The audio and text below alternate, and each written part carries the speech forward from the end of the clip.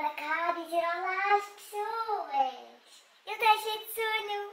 Olá, eu estou cheio de sono. Olá a todos, sejam muito bem-vindos para mais um vídeo.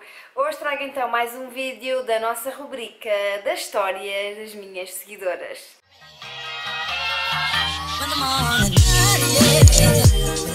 Já sabem, se tiverem uma história assim interessante, seja do que for, malta, enviem para mim. Eu vou gostar mesmo muito de contar aqui no canal. Agora, recentemente, inauguramos assim histórias mais esotéricas, mais sobrenaturais, sabem? Mas podem enviar qualquer história. E então, vamos lá começar esta história. Sou filha de pais imigrantes, em França, nascida na França. E sempre fomos muito felizes. Quando tinha 5 anos, nasceu o meu irmão e aos 6, meus pais decidiram voltar para Portugal. Definitivamente que acabou por ser, mas isso é outra história. Estava aqui a tentar perceber. Ok, quando tinha 5 anos, nasceu o meu irmão e aos 6, meus pais decidiram voltar para Portugal definitivamente. E ela depois, entre parênteses, acabou por dizer que acabou por não ser definitivo, mas isso é outra história. Ok, vamos continuar. Então lá fomos para a aldeia natal deles. Fomos em março, eu tendo começado o meu primeiro ano na primária em França, só voltei à escola em setembro. Ou seja, perdi os meus amigos e um ano letivo. Perdi o meu equilíbrio e pensava conseguir encontrá-lo em algum lado quando fosse de novo para a escola, mas enganei-me. As crianças na escola não me deram as boas-vindas, não socializavam comigo, nem tampouco quiseram amizades de recreio. Sempre me deixavam de lado, faziam-se segredos entre eles e eu ali sozinha, triste e perdida naquela escola da aldeia, que tendo poucos alunos, mesmo assim não eram nada unidos.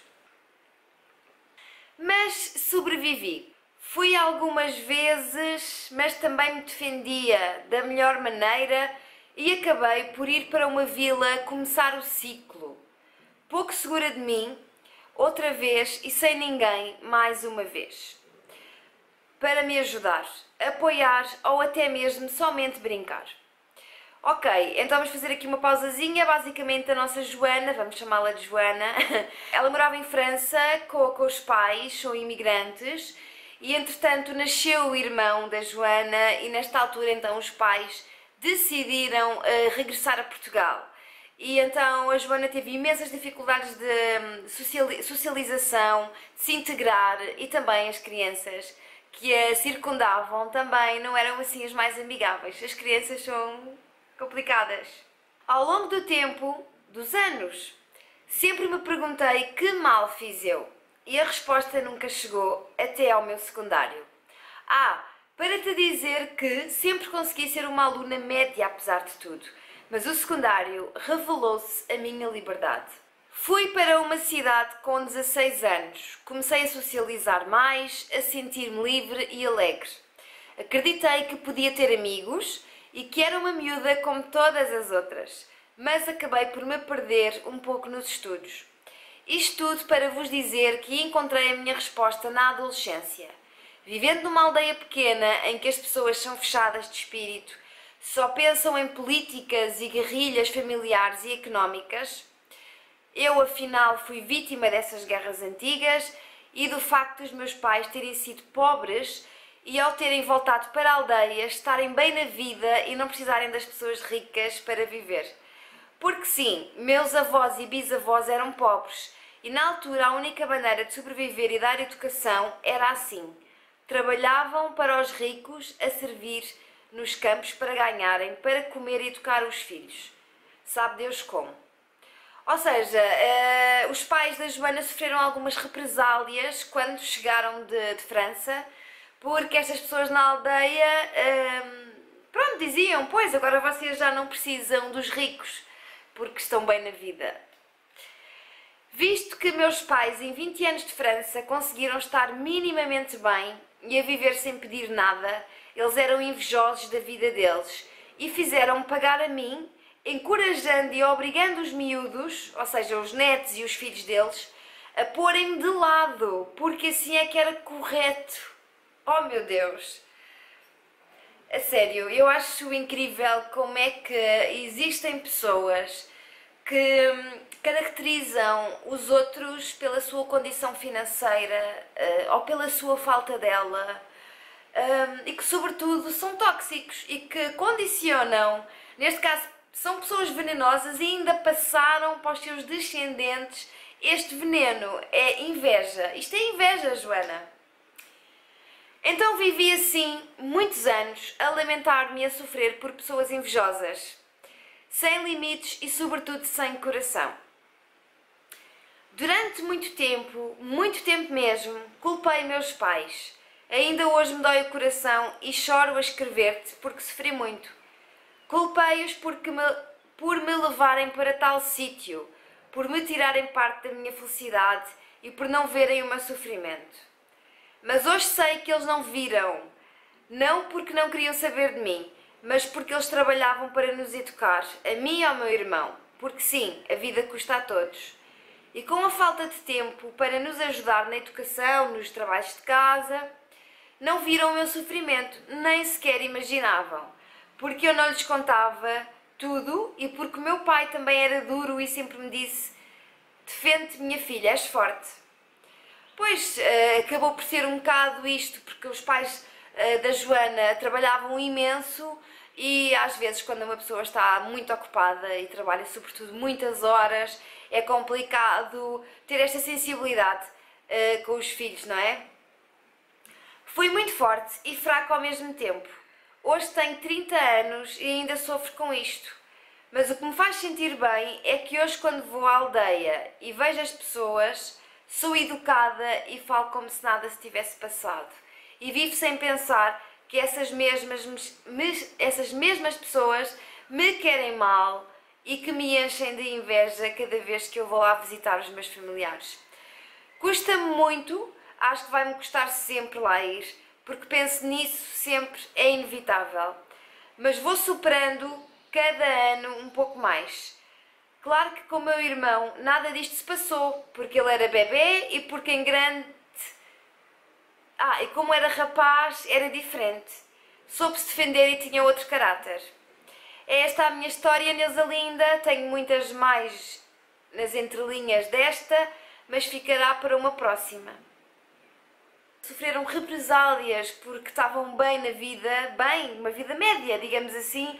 Portanto, e a Joana tem sofrido na pele desde essa altura, porque de facto sente que nesta aldeia, de onde ela é originária, que de facto houve muitas pessoas que a ostracizaram e que invejam, sem dúvida alguma. Bom, aquilo que eu tenho a dizer, minha querida Joana, é que de facto pessoas que te julgam pura e simplesmente por estas coisinhas, sobretudo porque os teus pais fizeram-se à vida e foram para a França, e eu não duvido que eles tenham trabalhado imenso. Portanto, acho incrível como é que as pessoas conseguem ser assim tão más, de uma forma gratuita, sobretudo.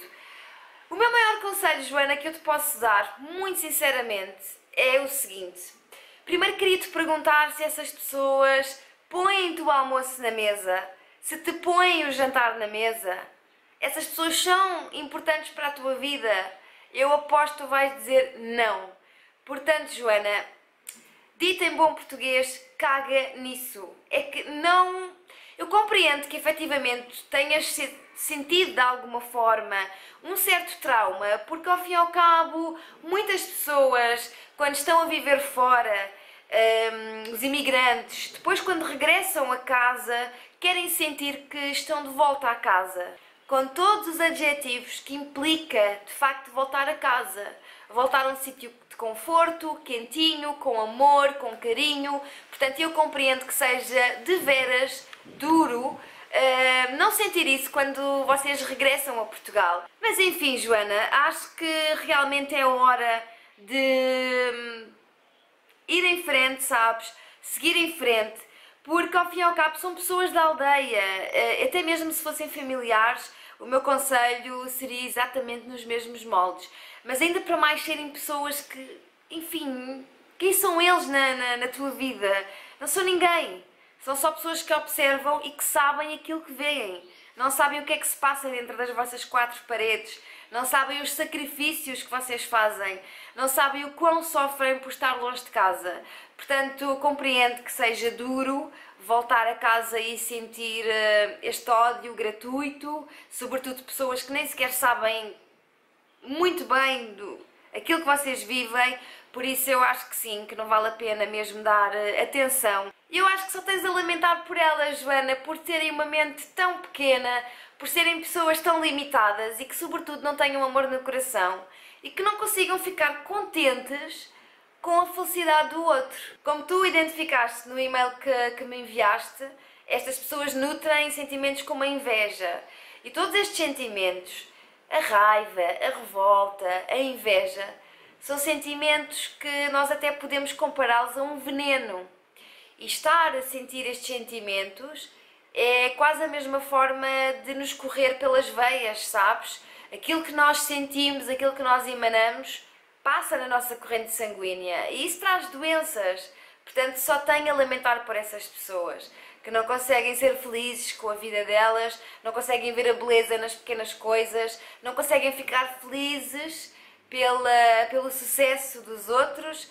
Portanto, acho que não vale mesmo a pena preocupar-te minimamente com isso e acho que quando fores a Portugal, eu por acaso acho que agora estás em Portugal, não sei se já voltaste à França, mas aquilo que eu te aconselho, Joana, é quando fores a Portugal, vai a Portugal fazer aquilo que tu foste fazer.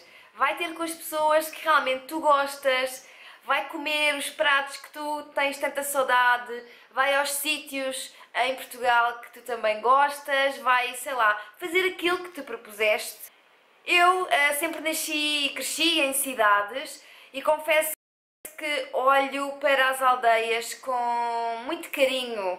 As vezes que eu estive em aldeias gostei bastante, mas lá está, visitar uma aldeia não é o suficiente para perceber como é que são as pessoas dessa aldeia, porque estamos uma semana, duas, e as pessoas mostram evidentemente o melhor que elas têm dentro delas. Mas eu acredito que, enfim, o ser humano é igual em todo o lado.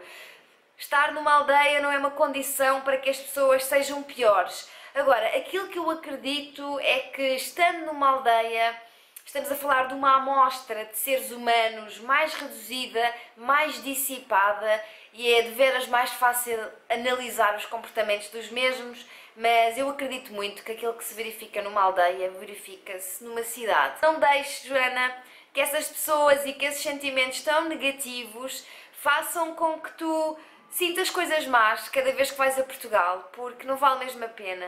Deixa isso de lado, lamenta só essas pessoas serem tão pequenas e sentirem tão pouco, porque, enfim, quem não sente não é filho de boa gente. Lidar com pessoas é muito complicado, não é verdade? Cada pessoa sabe da sua vida. As pessoas, evidentemente, que gostam muito de opinar acerca da vida dos outros. Acredito que muitas pessoas digam coisas porque gostam de nós, querem o nosso bem. Mas no fundo, só nós é que podemos saber e tomar decisões em função daquilo que nos faz bem. Obrigada, Joana, por partilhares connosco esta história de uma aldeia e dos sentimentos ruins que por vezes pode viver assim nos meios mais pequenos. Desse lado, se tiveres uma história, eu vou adorar contá-la aqui. Nós agora estamos numa vibe de contos esotéricos, mas podes enviar uma história, seja de que cariz for. Uma história de superação, uma história de amor, enfim, uma história, a tua história. O meu e-mail está aqui na caixa de descrição, é só enviarem e é isso. E hoje ficamos por aqui com esta história, espero mesmo que tenham gostado. Um beijo grande e até ao próximo vídeo.